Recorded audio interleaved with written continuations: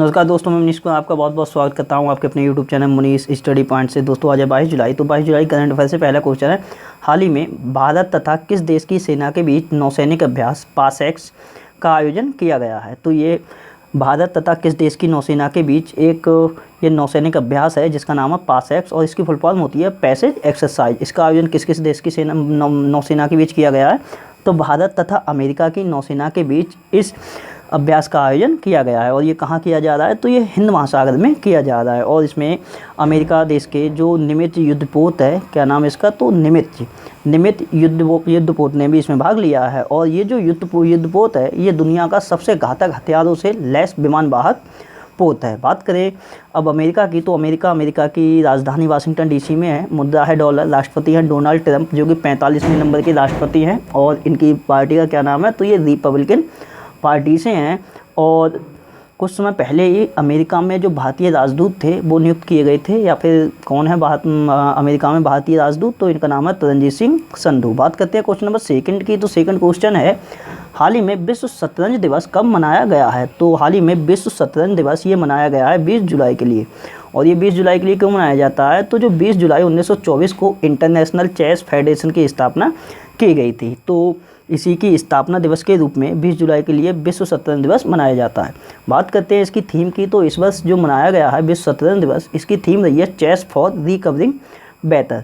बात करें अगर शतरंज से संबंधित कुछ पॉइंटों की, तो अभी भारत के 66 में ग्रैंड मास्टर बने थे, इनका क्या नाम था, तो जी आकाश था। वहीं बात करें भारत के पहले ग्रैंड मास्टर कौन बने थे, तो ये थे विश्वनाथ आनंद। इनका क्या नाम है, तो इनका नाम है विश्वनाथ आनंद। बात करते हैं क्वेश्चन नंबर 3 की। तो तीसरा क्वेश्चन है, हाल ही में किस देश ने अपना पहला मार्स मिशन जिसका नाम है होप लॉन्च किया है। तो ये लॉन्च किया है संयुक्त अरब अमीरात ने। तो यूएई का ये पहला मंगल मिशन है जिसका नाम है होप। इसके लिए लॉन्च किया गया है और इसके लिए कहाँ से लॉन्च किया गया है, तो जापान के जो अंतरिक्ष केंद्र है जिसका नाम है तनांग सिया, तो जापान के अंतरिक्ष केंद्र तनांग सिया से इसके लिए लॉन्च किया गया है। लेकिन इसके लिए जो ट्रैक किया जाएगा वो यूएई की जो अंतरिक्ष एजेंसी है जिसका नाम है मोहम्मद बिन राशिद अंतरिक्ष केंद्र, तो वहाँ से इसके लिए ऑपरेट किया जाएगा। और ये जो मिशन लॉन्च किया गया है ये मंगल ग्रह की कक्षा में चक्कर लगाएगा। तो और ये संयुक्त अरब अमीरात का एक मिशन है, मंगल मिशन है जिसका नाम है होप। यहाँ होप से एक बात और क्लियर कर दें, कुछ समय पहले उत्तराखंड की सरकार ने होप नामक एक पोर्टल लॉन्च किया था और ये होप है जो कि मार्स मिशन है, मतलब कि मंगल मिशन है ये। और किस देश का है, तो संयुक्त अरब अमीरात का। बात करते हैं संयुक्त अरब अमीरात की। तो राजधानी अबू धाबी में है, मुद्रा है दिरहम और संयुक्त अरब अमीरात के जो राष्ट्रपति हैं उनका नाम है शेख खलीफा बिन जायद अल नहयान। बात करें संयुक्त अरब अमीरात से कुछ पॉइंटों की, तो दुनिया का जो आर्टिफिशियल इंटेलिजेंस विश्वविद्यालय है वो भी संयुक्त अरब अमीरात में ही स्थापित किया जाएगा, ऐसी घोषणा कर दी है वहाँ की सरकार ने और ये घोषणा काफ़ी समय पहले की है।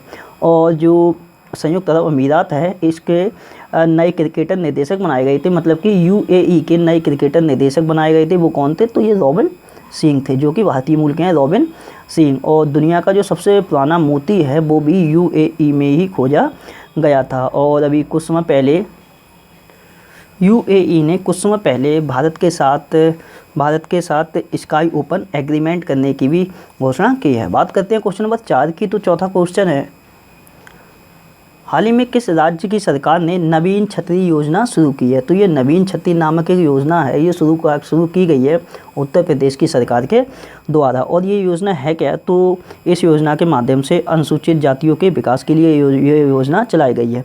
और इस योजना के अंतर्गत सरकार द्वारा कुछ वित्तीय राशि एससी वालों को या फिर अनुसूचित जातियों के लिए दी जाएगी ताकि वो अपने आगे अपना कुछ कार्य कर सके। तो अनुसूचित जातियों के विकास के लिए ये चलाई गई एक योजना है जिसका नाम है नवीन छतरी योजना। बात करते हैं उत्तर प्रदेश की। तो राजधानी लखनऊ में है, मुख्यमंत्री हैं योगी आदित्यनाथ, राज्यपाल हैं आनंदीबेन पटेल और उत्तर प्रदेश का जो हाईकोर्ट है उसके मुख्य न्यायाधीश हैं गोविंद माथुर। बात करते हैं उत्तर प्रदेश संबंधित पॉइंटों की। तो उत्तर प्रदेश से काफ़ी पॉइंट है, मैं कुछ इंपॉर्टेंट पॉइंट आपके लिए बता दे रहा हूँ। एक शुद्ध नामक सैनिटाइजिंग डिवाइस विकसित किया था किसने, तो आईआईटी कानपुर ने। और आईआईटी ही कानपुर के द्वारा एक सेटअप लॉन्च किया गया था और उसका क्या नाम था, तो उसका नाम था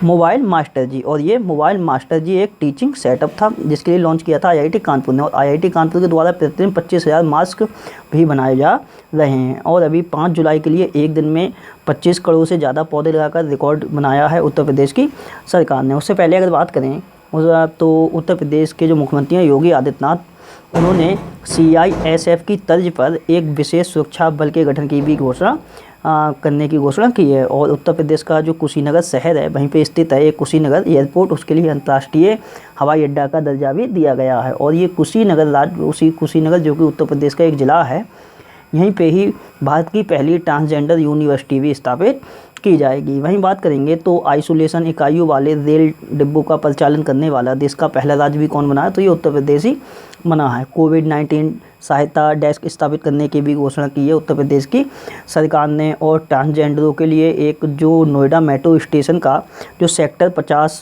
मेट्रो स्टेशन है उसका नाम बदलकर क्या कर दिया गया है, तो इंद्रधनुष कर दिया गया है, मतलब कि रेनबो। और ये जो मेट्रो स्टेशन रहेगा ये ट्रांसजेंडरों के लिए घोषित कर दिया है। उससे पहले अगर बात करेंगे तो कुछ समय पहले ही बाल श्रमिक विद्या योजना की शुरुआत हुई थी। कहाँ पे, तो उत्तर प्रदेश में ही की गई थी। और मनरेगा के तहत सबसे ज़्यादा रोजगार देने के मामले में उत्तर प्रदेश अब शीर्ष पर है। पहले कौन सा था, तो पहले था छत्तीसगढ़। कोविड-19 रोगियों के लिए 1 लाख बेड तैयार करने वाला देश का पहला राज्य बना है उत्तर प्रदेश।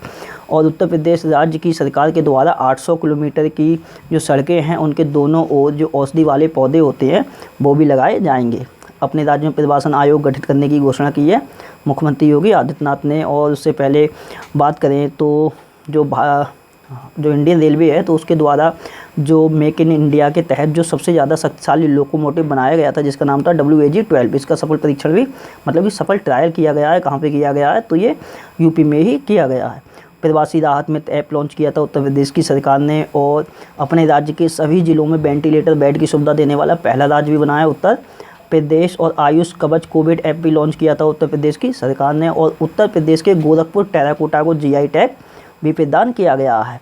और जो उत्तर प्रदेश का शहर है गोरखपुर, वहाँ पे शहीद अशफाक उल्लाह खान के नाम पर एक चिड़ियाघर भी स्थापित किया जाएगा। उससे पहले बात करें तो प्लाज्मा थेरेपी शुरू करने वाला जो पहला सरकारी अस्पताल था वो उत्तर प्रदेश का ही था। कौन सा, किंग जॉर्ज मेडिकल यूनिवर्सिटी जो कि लखनऊ में स्थित है। बात करें अगर प्लाज्मा थेरेपी शुरू करने वाला पहला राज्य कौन सा था, तो वो था केरल। और उससे पहले बात करें तो वर्चुअल कोर्ट मतलब कि आभासी कोर्ट के माध्यम से अदालतों में सुनवाई करने वाला पहला राज्य भी बनाया उत्तर प्रदेश।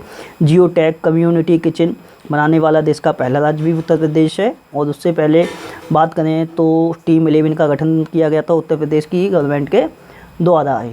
बात करते हैं क्वेश्चन नंबर 5 की। तो 5वां क्वेश्चन है, हाल ही में किस देश के द्वारा मुफ्त इंटरनेट की सेवाओं पर प्रतिबंध लगाया गया है, तो ये प्रतिबंध लगाया गया है बांग्लादेश के द्वारा। तो बांग्लादेश में जो भी मुफ्त इंटरनेट की जो सेवाएं थी उन पर प्रतिबंध लगाया गया है। बांग्लादेश टेलीकॉम जो रेगुलेटरी आयोग है तो उसने टेलीकॉम कंपनियों को सोशल मीडिया तक पहुंच के लिए अपने सब्सक्राइबर को मुफ्त इंटरनेट सेवाएं बंद करने का आदेश जारी किया है।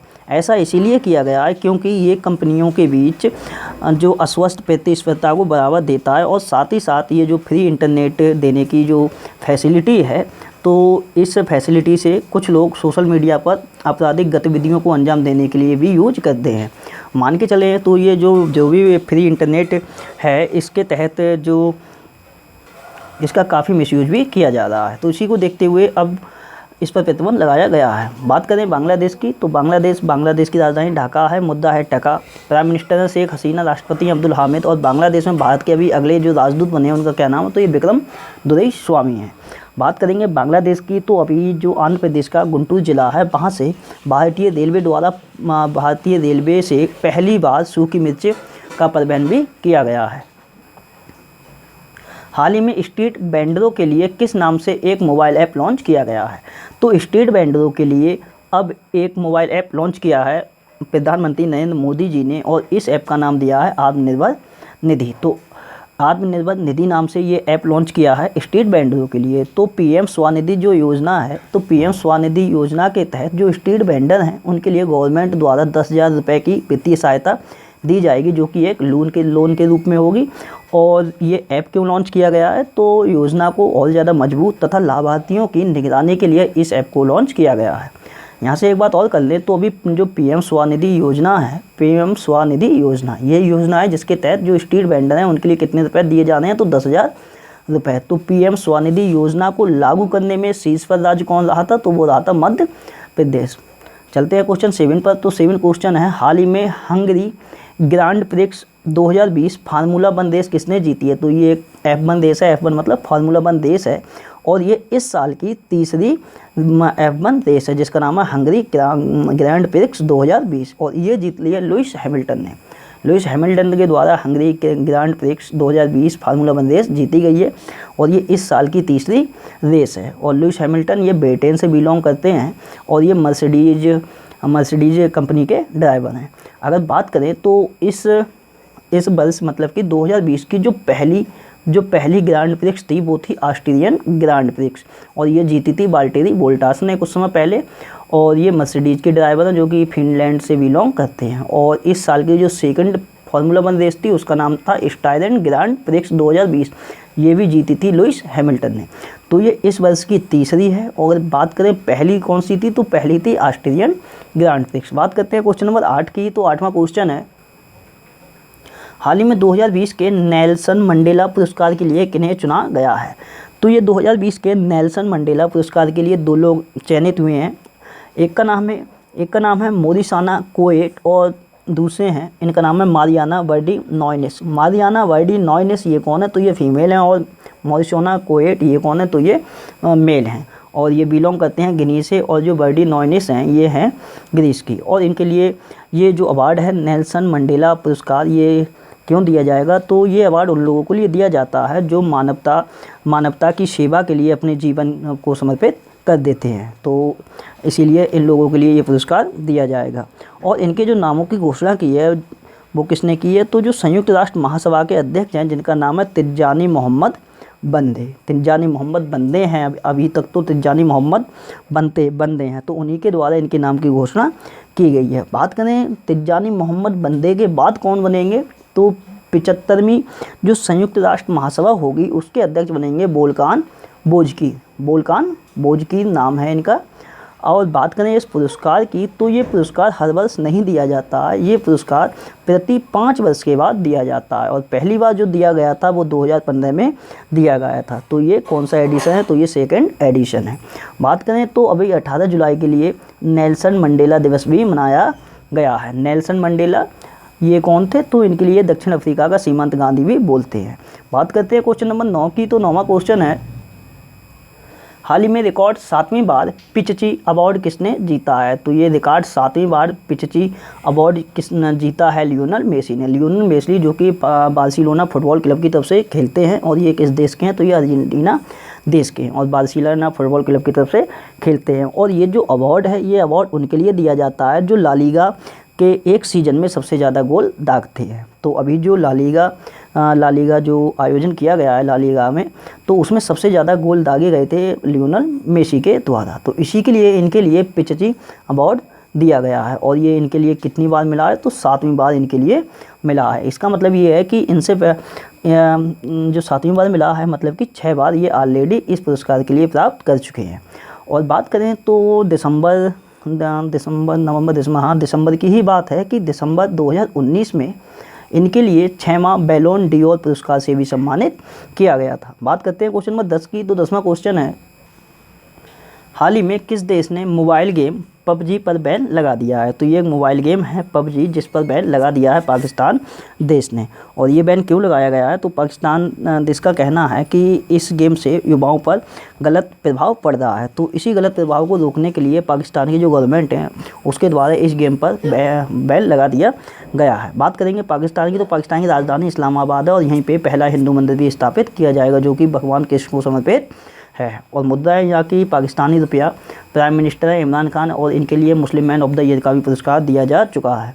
राष्ट्रपति हैं आरिफ अलवी। बात करेंगे पाकिस्तान से संबंधित कुछ पॉइंटों की, तो अभी आपके लिए एक नाम ध्यान होगा, इनका नाम है निगार जौहर इनका नाम है। तो ये कौन है, तो ये पाकिस्तानी सेना में पहली महिला लेफ्टिनेंट जनरल के रूप में नियुक्त की गई हैं। मतलब पाकिस्तान की सेना में पहली महिला लेफ्टिनेंट जनरल नियुक्त हुई हैं निगार जौहर।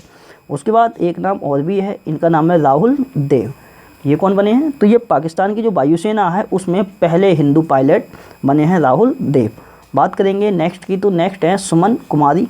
ये कौन है? ये कौन है? तो ये 2019 में पाकिस्तान में पहली हिंदू जज बनी थी। पाकिस्तान देश में पहली हिंदू जज बनी थी सुमन कुमारी। उसके बाद बात करेंगे आयशा मुगल की। तो ये आयशा मुगल कौन है? तो ये ट्रांसजेंडर हैं जो कि संयुक्त राष्ट्र प्रतिनिधि मंडल में भेजी गई थी पाकिस्तान देश के द्वारा। मतलब कि संयुक्त राष्ट्र प्रतिनिधि मंडल में पहली ट्रांसजेंडर महिला भेजने वाला जो विश्व का पहला देश है वो पाकिस्तान ही है। और इन ट्रांसजेंडर महिला का नाम क्या है? तो इनका नाम है आयशा मुगल। बात करते हैं क्वेश्चन नंबर 11 की। तो 11वां क्वेश्चन है, हाल ही में किस संस्था में भारत की पहली कोरोना वैक्सीन जिसका नाम है कोवैक्सीन का ह्यूमन ट्रायल किया गया है? तो ये किया गया है एम्स पटना में, all India institute of medical science Patna के द्वारा ही पहली कोरोना जो वैक्सीन है भारत की जिसका नाम है कोवैक्सीन, इसका ह्यूमन ट्रायल किया गया है। और इसका जो रिजल्ट आएगा वो तकरीबन 90 डे के बाद आएगा, मतलब कि 90 दिनों के बाद इसका रिजल्ट आएगा। बात करते हैं क्वेश्चन नंबर 12 की। तो 12वां क्वेश्चन है, हाल ही में किसके द्वारा द एंड गेम नामक उपन्यास लिखा गया है? तो ये एक उपन्यास है जिसका नाम है द एंड गेम। ये उपन्यास लिखा है एस हुसैन जैदी ने, और ये उपन्यास राजनीति, विश्वासघात और अकल्पनीय आतंकवाद पर आधारित है जिसका नाम है द एंड गेम। बात करते हैं क्वेश्चन नंबर 13 की। तो 13वां क्वेश्चन है, हाल ही में किसने मोटर वाहन से संबंधित एस्पायर नामक पोर्टल लॉन्च किया है? तो एक ये पोर्टल है जिसका नाम है एस्पायर, और ये मोटर वाहन से संबंधित एक पोर्टल है। और इसके लिए लॉन्च किसने किया है? तो ICAT ने इसे लॉन्च किया है। ICAT इसकी फुल फॉर्म होती है international centre for automotive technology. तो international centre for automotive technology के द्वारा ये एस्पायर नामक पोर्टल लॉन्च किया गया है। भारतीय मोटर वाहनों के उद्योगों में जो टेक्निकल एबिलिटी होती है तथा उसके साथ साथ जो टेक्निकल कैपेसिटी होती है, तो उसमें सुधार लाने के लिए ये एस्पायर नामक पोर्टल लॉन्च किया गया है ICAT के द्वारा। यहाँ पे जो एस्पायर है इसकी भी फुल फॉर्म होती है automotive solution portal for industry research and education. तो इस पोर्टल का नाम याद कर लेना, एस्पायर। बात करते हैं क्वेश्चन नंबर 14 की। तो 14वां क्वेश्चन है, हाल ही में किस केंद्र शासित प्रदेश ने पंचायत सदस्यों को 25 लाख का बीमा कवर देने की घोषणा की है? तो पंचायत सदस्यों को 25 लाख का बीमा कवर देने की घोषणा की है जम्मू कश्मीर राज्य की सरकार ने। तो जम्मू कश्मीर राज्य के जो भी पंचायती राज है, तो वहाँ के जो निर्वाचित पंचायती सदस्य हैं, तो जो भी निर्वाचित पंचायती सदस्य हैं वो तकरीबन जम्मू कश्मीर में जो मोस्टली आतंकी हमले होते रहते हैं, तो उनके आतंकी निशाने पर ये लोग सबसे ज़्यादा रहते हैं। पंचायती सदस्य वहाँ के जो भी पंचायत के निर्वाचित सदस्य होते हैं वो आतंकी के सबसे ज़्यादा निशाने पर रहते हैं। और अगर इसके कारण अगर इनकी मृत्यु हो जाती है तो इनके परिवार के लिए 25 लाख रुपए दिया जाएगा। तो ये 25 लाख का बीमा कवर देने की घोषणा की है जम्मू कश्मीर ने। बात करते हैं जम्मू कश्मीर की। तो जम्मू कश्मीर के पहले लेफ्टिनेंट गवर्नर कौन है? तो ये हैं गिरीश चंद्र चतुर्वेदी। और जम्मू कश्मीर का जो हाईकोर्ट है उसकी मुख्य न्यायाधीश कौन है? तो ये हैं गीता मित्तल। बात करेंगे जम्मू कश्मीर की। तो अभी एक भारत का पहला जो केबल रेल ब्रिज है जिसका नाम है अंजी ब्रिज, इसका निर्माण कहाँ किया जाएगा? तो इसका निर्माण जम्मू कश्मीर में ही किया जाएगा। ये कटरा से रियासी तक जोड़ने के लिए ये पुल बनाया जाएगा जो कि 473.25 मीटर लंबा होगा, और ये चेनाब नदी पर बनाया जाएगा। वहीं जम्मू में 6 नए पुलों का उद्घाटन किया था कुछ समय पहले ही रक्षा मंत्री राजनाथ सिंह ने। प्रवासी मजदूरों के लिए रोजगार हेल्पलाइन की शुरुआत की है किसने? तो जम्मू कश्मीर ने की है। उससे पहले जम्मू कश्मीर के जो सामान्य प्रशासन विभाग है उसके मुख्य सचिव बनाए गए थे। इनका क्या नाम था? तो इनका नाम था मनोज द्विवेदी। उससे पहले देवका ब्रिज जो कि देवका नदी पर थी, कहाँ पे? तो उधमपुर जिला में। उसके साथ साथ जो पुनेजा ब्रिज है जो कहाँ पे है? तो वो भी पुनेजा नदी पे है, डोडा जिला में। इसका भी उद्घाटन किया गया था जम्मू कश्मीर में ही। और किसने किया था? तो डॉक्टर जितेंद्र सिंह के द्वारा। वहीं बात करें तो जम्मू कश्मीर राज्य का जो कृषि उत्पादन विभाग है उसका नाम चेंज किया गया है। उसका नाम क्या हो गया है? तो कृषि उत्पादन एवं किसान कल्याण विभाग। जम्मू कश्मीर उच्च न्यायालय में अभी न्यायाधीश भी नियुक्त हुए हैं। इनका क्या नाम है? तो जावेद इकबाल बानी। और इनसे पहले एक और नियुक्त हुए थे, कौन थे? वो रजनीश ओसवाल थे। ये भारत की संविधान, जो भारत का संविधान है, भारत के संविधान की शपथ लेकर न्यायाधीश का पद ग्रहण करने वाले ये रजनीश ओसवाल पहले व्यक्ति थे। उसके बाद बात करेंगे तो इनसे पहले जो जम्मू कश्मीर जो बैंक है उसके अभी कुछ समय पहले MD नियुक्त किए गए हैं। उनका क्या नाम है? तो जुबैर इकबाल उनका नाम है। और जम्मू कश्मीर लोक सेवा आयोग के अध्यक्ष नियुक्त किए गए थे, उनका नाम क्या था? तो उनका नाम था ब्रजराज शर्मा, मतलब कि BR शर्मा उनका नाम था। उससे पहले बात करें तो केंद्र सरकार ने एक निर्देश भी जारी किया था। वो निर्देश क्या था, यदि कोई 15 वर्ष तक जम्मू कश्मीर में निवास करने वाला व्यक्ति होगा तो वो वहाँ का ही स्थायी निवासी माना जाएगा। और इसके साथ साथ 7 वर्ष का निवास या फिर 10वीं या 12वीं की परीक्षा जिसने जम्मू कश्मीर से पास की है वो भी वहाँ का स्थायी निवासी माना जाएगा। जम्मू कश्मीर राज्य ने वरिष्ठ नागरिकों के लिए सर्वदा सीनियर्स हेल्पलाइन सेवा की भी शुरुआत की थी और जम्मू कश्मीर की जो केसर है उसके लिए GI टैग भी प्रदान किया गया है। सबसे मोस्ट इंपॉर्टेंट क्वेश्चन है कि जम्मू कश्मीर के ही निवासी हैं, इनका नाम है दार यासीन, दूसरे हैं मुख्तियार खान और तीसरे हैं चन्नी आनंद। ये सब फीचर फोटोग्राफी के क्षेत्र में इन्हें पुलित्जर पुरस्कार 2020 से सम्मानित किया गया है और ये सभी एसोसिएट प्रेस के पत्रकार भी हैं। उससे पहले बात करें तो जम्मू कश्मीर का जो सर्कुलर चौक है उसका नाम बदला गया है, उसका नाम अटल जी चौक रख दिया गया है अटल जी के नाम पर, और सिटी चौक का नाम बदलकर भारत माता चौक रखा गया है। जम्मू जो हवाई अड्डा है उसका नाम महाराजा हरी सिंह के नाम पर रखा गया है। उससे पहले बात करेंगे तो जो गौरी लंकेश अवार्ड था 2019-20 के लिए, जो PN Gauri Lankesh award for democratic idealism से सम्मानित किए गए थे, इनका नाम था यूसुफ जमील और ये कहाँ के थे, तो ये कश्मीरी ही रिपोर्टर थे। बात करते हैं क्वेश्चन नंबर 15 की। तो 15वां क्वेश्चन है, हाल ही में किस देश के फुटबॉल खिलाड़ी आंद्रे सूले ने संन्यास की घोषणा की है। तो ये आंद्रे सूले ये किस देश के फुटबॉल खिलाड़ी हैं, तो ये जर्मनी से बिलोंग करते हैं। अब इन्होंने संन्यास लेने की घोषणा की है। बात करें आंद्रे सूले की तो 2014 में जब फीफा वर्ल्ड कप जीता था जर्मनी, उस समय उस टीम के ये सदस्य रहे थे जिनका नाम है आंद्रे सूले। बात करते हैं जर्मनी की, तो जर्मनी की राजधानी बर्लिन है, मुद्रा है यूरो और प्राइम मिनिस्टर हैं फ्रैंक वाल्टर स्टाइनमायर और चांसलर कौन है, तो एंजेला मार्केल यहाँ की चांसलर हैं। अब बात करते हैं पहले जर्मनी से। तो जर्मनी से कुछ क्वेश्चन हैं, जैसे कि 2022 तक जो परमाणु ऊर्जा प्लांट है जर्मनी के और 2038 तक जो भी कोयला ऊर्जा प्लांट हैं तो उनको बंद करने की घोषणा की है जर्मनी देश की सरकार ने। वहीं बात करें तो अभी जर्मनी का शांति पुरस्कार दिया गया था किसके लिए, तो अमर्त्य सेन के लिए, भारत के अर्थशास्त्री हैं। और कोविड-19 के लिए कोविड बॉर्न नामक मोबाइल ऐप लॉन्च किया था जर्मनी ने।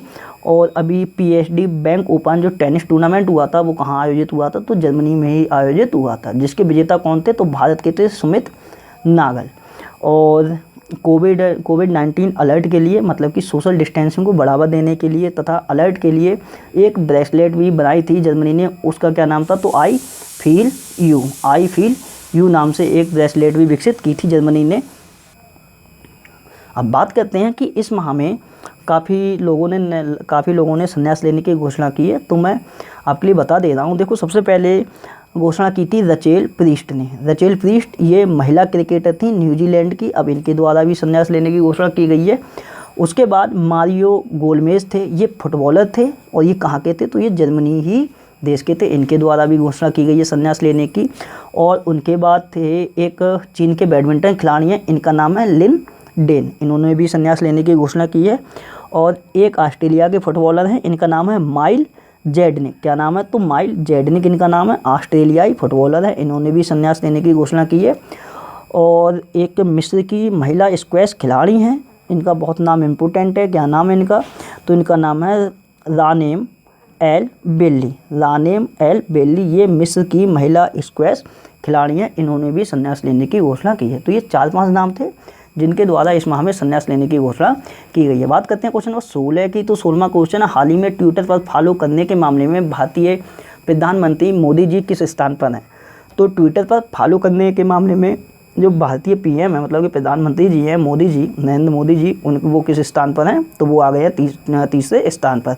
और इनके कितने फॉलोअर्स हैं, तो ये 6 मिलियन इनके फॉलोअर्स हैं। तो ये अभी सूची है, एक सूची जारी की गई है जिसमें कि प्रधानमंत्री नरेंद्र मोदी जी तीसरे स्थान पर आ गए हैं। और बात करें कि पहले स्थान पर कौन से राजनेता हैं, तो ये हैं बराक ओबामा जो कि अमेरिका के पूर्व राष्ट्रपति हैं, और डोनाल्ड ट्रंप ये अमेरिका के वर्तमान राष्ट्रपति हैं, ये सेकंड नंबर पर हैं। अब बात करते हैं ट्विटर की। तो ट्विटर की स्थापना हुई थी 2006 में, मुख्यालय सैन फ्रांसिस्को कैलिफोर्निया USA में है।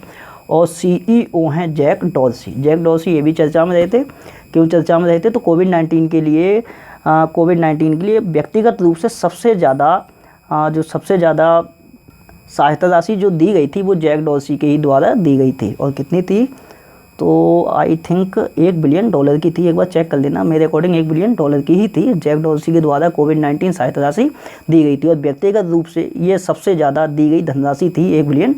बात करते हैं कल के क्वेश्चन होगी। तो कल आपसे पहला क्वेश्चन था, इलेक्ट्रिक जहाज़ निर्माण के लिए कोचिन शिपयार्ड लिमिटेड ने किस देश के साथ समझौता किया है? तो इसका आंसर था नॉर्वे, मतलब कि कोचिन शिपयार्ड लिमिटेड है वो इलेक्ट्रिक जहाज़ का निर्माण करेगा नॉर्वे देश के लिए। बात करते हैं क्वेश्चन नंबर सेकंड की। तो स्मृति वन का उद्घाटन मैंने पूछा था, इसका उद्घाटन किया गया है उत्तराखंड के आस्थल गाँव में। और किसने किया है? तो उत्तराखंड के जो चीफ मिनिस्टर हैं त्रिवेंद्र सिंह रावत, उनके द्वारा इसका उद्घाटन किया गया है। तीसरा क्वेश्चन था, TIFF 2020 मतलब कि टोरंटो इंटरनेशनल फिल्म फेस्टिवल 2020 में ट्रिब्यूट एक्टर अवार्ड के लिए किसे नामित किया गया? तो इनका नाम है केट विंसलेट। और ये कौन है? तो ये टाइटैनिक मूवी की एक्ट्रेस है, मतलब कि अभिनेत्री हैं। और जो टोरंटो इंटरनेशनल फिल्म फेस्टिवल 2020 है, इसमें 50 जो ब्रांड एम्बेसडर बने हैं उसमें 2 भारतीय हैं। कौन कौन? तो प्रियंका चोपड़ा और दूसरे कौन है? तो वो है अनुराग कश्यप। चौथा क्वेश्चन है, निष्ठा कार्यक्रम का पहला ऑनलाइन प्रोग्राम कहाँ शुरू किया गया है? तो इसका आंसर है आंध्र प्रदेश। पांचवा क्वेश्चन है, नंबरलेस डेबिट कार्ड किसने लॉन्च किया था? तो ये फेमपे एक डिजिटल भुगतान कंपनी है, इसके द्वारा लॉन्च किया गया था। और छठा क्वेश्चन था, फेडरल बैंक के MD तथा CEO कौन बने हैं? तो ये श्याम श्रीनिवासन है, जो कि इनकी पुनर्नियुक्ति की गई है। सातवां क्वेश्चन था, गैबोन देश की पहली महिला PM कौन बनी है? तो इनका नाम है रोज क्रिस्टियन ओसुका रैपुंडा। सातवां क्वेश्चन था, P7 हैवी ड्रॉप सिस्टम किसने विकसित किया है? तो ये DRDO ने विकसित किया है। और इस हैवी ड्रॉप सिस्टम से 60 टन तक का सामान आराम से उतारा जा सकता है, मतलब कि ड्रॉप किया जा सकता है। बात करते हैं क्वेश्चन नंबर 9 की। तो 9वां क्वेश्चन था, मधु बाबू पेंशन योजना का संबंध किस राज्य से है? तो ये उड़ीसा संबंध है। लॉन्च कब हुई थी? तो 2008 में, और ये चर्चा में क्यों आई थी? तो इसमें जो लाभार्थी के रूप में ट्रांसजेंडरों को भी शामिल कर लिया गया है। 10वां क्वेश्चन था, आज़ाद पट्टान जल विद्युत परियोजना हेतु किस किस देश के साथ समझौता हुआ है और किस नदी पर प्रस्तावित है ये परियोजना? तो ये समझौता हुआ है पाक और चाइना के साथ, और ये जो परियोजना है वो झेलम नदी पर प्रस्तावित, और ये हाइड्रो पावर एक प्रोजेक्ट है। 11वां क्वेश्चन था, तंगम्स जनजाति पर लिखी गई पुस्तक का विमोचन किसने किया है? तो अरुणाचल प्रदेश के मुख्यमंत्री हैं, इनका नाम है पेमा खांडू, तो इन्हीं के द्वारा इस पुस्तक का विमोचन किया गया है। 12वां क्वेश्चन था, समर ट्रीट नामक अभियान किस बैंक द्वारा चलाया गया था? तो इसका आंसर है HDFC बैंक। HDFC बैंक ने काफ़ी अभियान चलाए हैं, जैसे समर ट्रीट अभियान हो गया, उसके बाद कौन सा था? तो हम हार नहीं मानेंगे एक सॉन्ग भी जारी किया था, और अभी किसानों के लिए एक ऐप भी लॉन्च किया है HDFC बैंक ने। बात करते हैं क्वेश्चन नंबर 13। तो 13वां क्वेश्चन था, भारतीय उद्योग परिसंघ मतलब कि कॉन्फेडरेशन ऑफ इंडियन इंडस्ट्रीज के अध्यक्ष कौन बने हैं? तो ये बने हैं उदय कोटक, तो जो कि कोटक महिंद्रा बैंक के MD तथा CEO हैं। आज से आपके लिए पहला क्वेश्चन है, राष्ट्रपति रामनाथ कोविंद की अभी निजी सचिव के रूप में किसे नियुक्त किया गया है? दूसरा क्वेश्चन बताना है, हल्दी अनुसंधान संस्थान की स्थापना किस राज्य में की जाएगी, और उस जिले का भी नाम बता दीजिएगा। तीसरा क्वेश्चन है, भारत ने किस देश के साथ नया व्यापार मार्ग खोला है? चौथा क्वेश्चन है, the spirit of cricket India नामक पुस्तक किसके द्वारा लिखी गई है? पाँचवां क्वेश्चन बताना है, जो ब्रिटिश PM है मतलब कि बोरिस जॉनसन, इनके द्वारा नस्ल एवं जातीय जो विषमता है तो उससे संबंधित एक आयोग गठित किया गया है, और उस जो आयोग है उसमें 2 भारतीय मूल के व्यक्ति शामिल हैं। आपके लिए उन दोनों भारतीय मूल के व्यक्तियों का नाम खोजना है। छठा क्वेश्चन है, समाधान से विकास नामक ये वन टाइम सेटलमेंट योजना है किस राज्य द्वारा लॉन्च की गई है? सातवां क्वेश्चन बताना है, कृति स्कैन नामक अल्ट्रावायलेट बैगेज कीटाणु शोधन सिस्टम किसने विकसित किया है? आठवां क्वेश्चन बताना है, नाबार्ड द्वारा पश्चिम बंगाल को कितनी सहायता राशि की मंजूरी दी गई है और ये क्यों दी जा रही है? तो अम्फान तूफान से जो पश्चिम बंगाल के इंफ्रास्ट्रक्चर जो वहाँ का इंफ्रास्ट्रक्चर है वो जो भी क्षति हुई है उसके इंफ्रास्ट्रक्चर में, तो उसी को रिबिल्ड करने के लिए। और 9वां क्वेश्चन बताना है, किस राज्य द्वारा आशा व आंगनवाड़ी कार्यकर्ताओं को मासिक परिवार पेंशन देने की घोषणा की गई है? और ये कब दी जाएगी? जो ऑन ड्यूटी आशा तथा आंगनवाड़ी कार्यकर्ता हैं, अगर उनकी इस कोरोना महामारी के दौरान मृत्यु हो जाती है तो उनके लिए उनकी रिटायरमेंट की आयु तक उनके परिवारों के लिए मासिक परिवार पेंशन दी जाएगी। और बताना है किस राज्य ने इस बात की घोषणा की है। तो दोस्तों ये थी आज समय सारी करंट पे घटनाएं मेरे द्वारा बनाई वीडियो अगर आपके लिए पसंद आती है तो मेरे चैनल मुनीस स्टडी पॉइंट के लिए लाइक करें, शेयर करें, सब्सक्राइब करें। वीडियो को टाइम देने के लिए बहुत बहुत धन्यवाद। आपका दिन शुभ हो।